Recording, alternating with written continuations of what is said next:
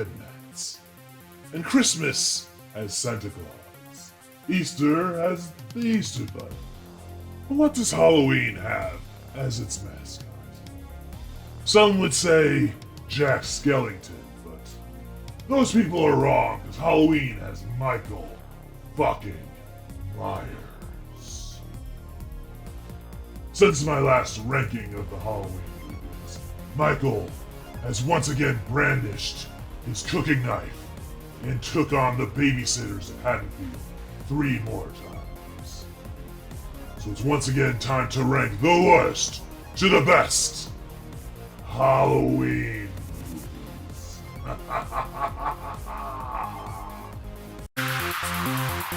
Number 13, Halloween Resurrection. So I said it once and I'll say it again. If you add a reality show aspect to your horror movie, you have already failed. I've never seen this work, and it has happened in a few different franchises. It always ends up terrible, and Halloween Resurrection is no exception. It is just stupid and bad, and it was built up as like the final confrontation of Laurie Strode and Michael Myers, but Laurie ends up dying like 5 minutes into the movie. It's just bad. And then you got Busta Rhymes being stupid. All the kids are stupid. It's just a really, really bad early 2000s horror movie. It is everything that was bad during that time during horror movies all together. And yeah, it really sucks.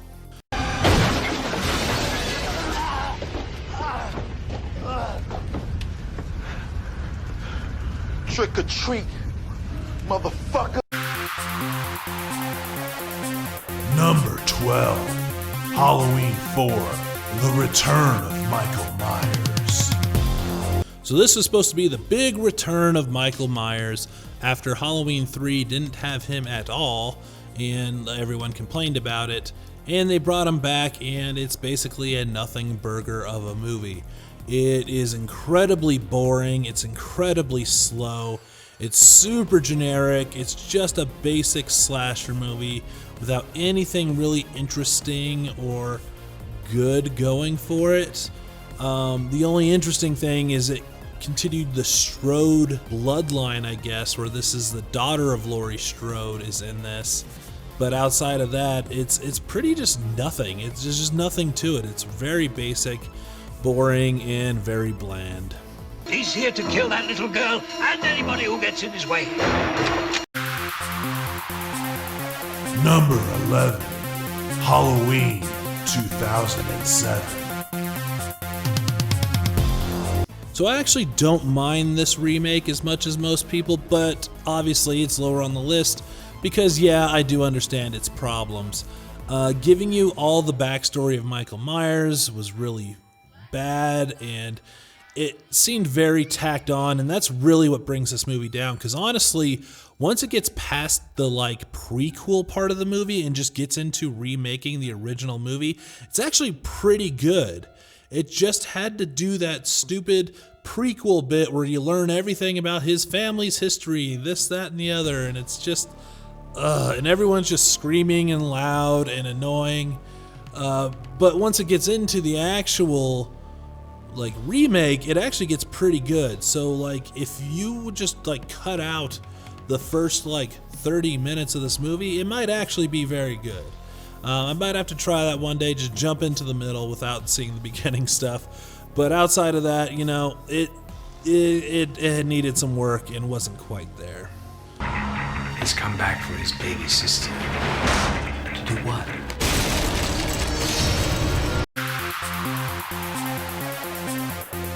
Number 10, Halloween 2, 2009. So I find this movie really interesting. I get that it's not great, and I kind of get why people don't like it, but it's this really interesting like art style version of a horror movie, or more of a art style Halloween movie. There's a lot of weird cerebral stuff going on, a lot of weird meanings. It's much more reminiscent of Rob Zombie's more current movies, than like House of a Thousand Corpses, and it's really interesting, but also, yeah, it's still pretty rough watch. It's got some interesting stuff again, but I get why people don't like it, and that's why I had to put it a bit lower on this list, but I do find it interesting at times. We are all counting on you to take us home this year. Now go have some fun.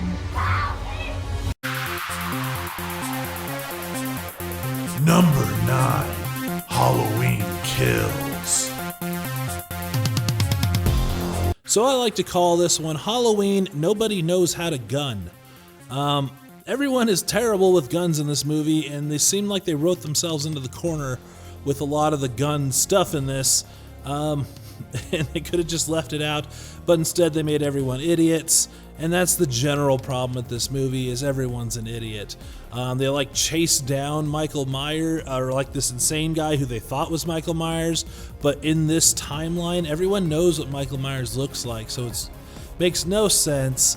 It's definitely like an in-between movie. Like, they wanted to do the Halloween 2018, and then they wanted to do Halloween Ends, but they needed something in the middle to bridge them, and that's what this is. This is a bridge movie. It takes up some time in between two movies, and yeah, I can enjoy parts of it, and you know, it's not horrible, but it just feels like, yeah, Halloween's just killing some time. You and Allison should not have to keep running. Evil dies tonight. Number 8, Halloween 5, The Revenge of Michael Myers. The second of the Thorn trilogy, Halloween Revenge of Michael Myers, was pretty interesting, and it definitely did way better than the one preceding it, and set up some really interesting stuff. Granted, they didn't really follow up on it, but like setting up Laurie Strode as the new Michael Myers was a really cool and interesting idea. Unfortunately, again, they did not follow up on it in the next movie. However, yeah, this one has some cool atmosphere. It's, you know, obviously not the best, that's why it's a bit lower on the list, but it's a decent slasher with some great atmosphere, some great acting, and you know, so overall just a solid Halloween movie. I don't think this would win anyone over if you're unsure about Halloween, but I think as a fan you can enjoy it and appreciate it for what it is.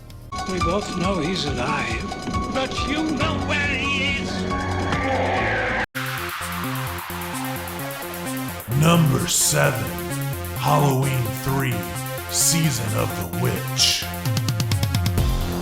Speaking of enjoying and appreciating it for what it is, Season of the Witch. Yeah, this one used to get a lot of hate because it's the Halloween movie without Michael Myers. If you didn't know, after Halloween 2, that was supposed to be the actual death of Michael Myers, and the Halloween franchise would continue on as an anthology series, and this is the first attempt at that. And yeah, got a lot of backlash because it didn't have Michael Myers. However, if you watch it and accept that Michael Myers isn't in it, you find a very interesting and good movie about Halloween and people trying to take Halloween back to its roots. It also has one of the few times kids get killed in a horror movie. It's really solid, and I think it's getting a bit more of a resurgence.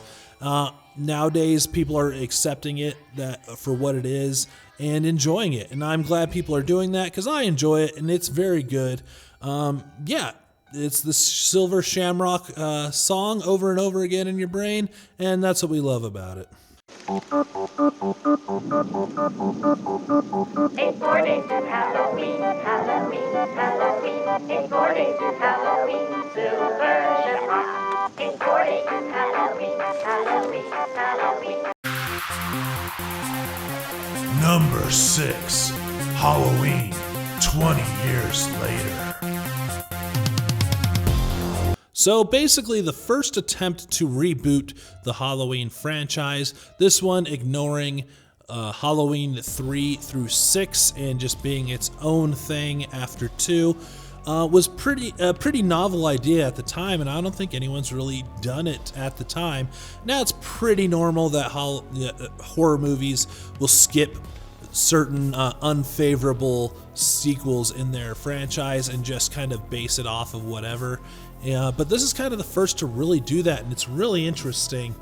And I like it. It's got some cool stuff. It definitely shows its age. It's definitely a 90s slasher, which, you know, if you're in this slasher genre, you understand what a 90s slasher looks and feels like, and this is exactly that. However, it's got some really cool things going for it. It definitely has a really great battle between Laurie Strode and Michael Myers, and I think it was a great continuation and something interesting to see where, you know, the Halloween 1 and 2 happened in one night, and Laurie's been dealing with that for 20 years, dealing with her PTSD, and then all of a sudden Michael Myers is back and she has to deal with it. I thought it was really cool, and it's still a very solid Halloween movie.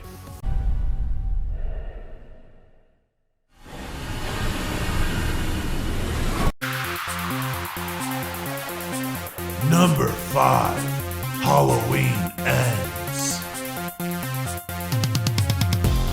So I literally saw this one last night before recording this audio, and yeah, I actually really enjoyed it, but I also get why people may not like it. What I said on Twitter is, if you liked Season of the Witch, you will like Halloween Ends. If you're okay with the Michael Myers-less Halloween movie where he's not really in it, then you'll enjoy this. It had some really cool stuff working with evil and like the development of, you know, evil within somebody and, you know, the external issues that can push someone to murder. It had some really cool things going for it, and I really ended up enjoying it. And it had some really cool ideas, and it does feel like the end of the franchise. I doubt that's actually gonna be it, but it does feel like a good end to the franchise, and it was a decent attempt to try something different rather than your basic slasher movie, and I enjoy that. I like that they tried to go outside the box and do something a little bit different, and you know, I enjoy that. You know, we've seen thousands of slasher movies. It's nice to see something a little different. What are you gonna do when Michael comes back for you? Because he is coming. Number 4, Halloween, The Curse of Michael Myers. I'll probably get a lot of shit for this one. However, I really like Curse of Michael Myers. It has a really cool like feel to it. It really feels like the end of the franchise. It's the end of the Thorn trilogy. It's got some really cool atmosphere. I just really liked it. I like seeing Paul Rudd back as Tommy Jarvis. That was really fun. And it's just, you know, it feels like, you know, Haddonfield's been dealing with Michael Myers for years and they're just fed up with it. And it's nice to like kind of see that build up and build to the end. And I ended up really enjoying this one. I know it's got a lot of detractors and I know it's got its own problems, but I find myself enjoying it quite a lot. And I really can't explain why, but I just enjoy it. I knew what he was, but I never knew why.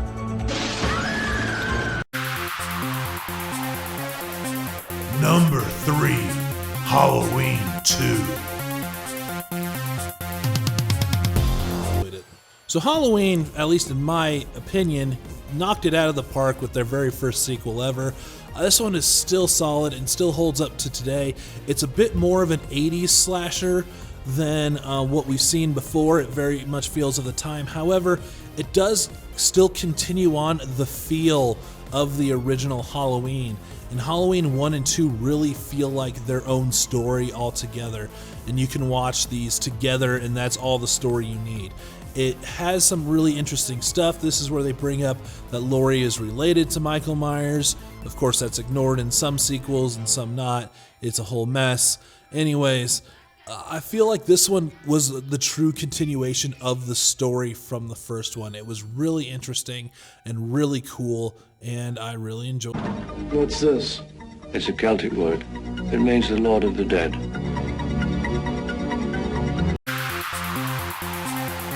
Number 2, Halloween 2018. So I wasn't really sure what to expect when this came out.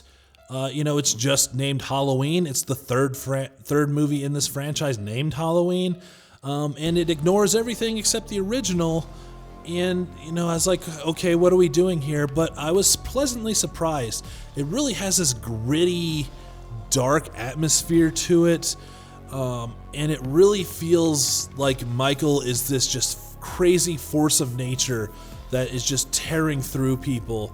And it really grounded Michael Myers in a lot of ways too. Like, he's just a man in a mental institution when we meet him. And he does break out and he goes on his murder spree, but still, he feels much more just like this man, but he's also this force of nature. It's really interesting, really cool. It has some really cool deaths in it.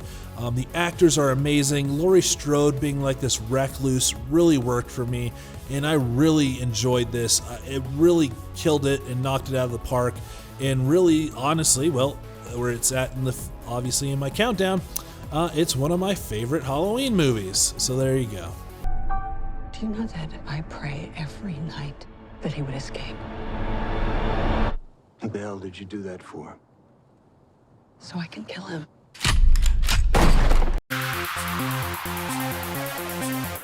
Number 1, Halloween.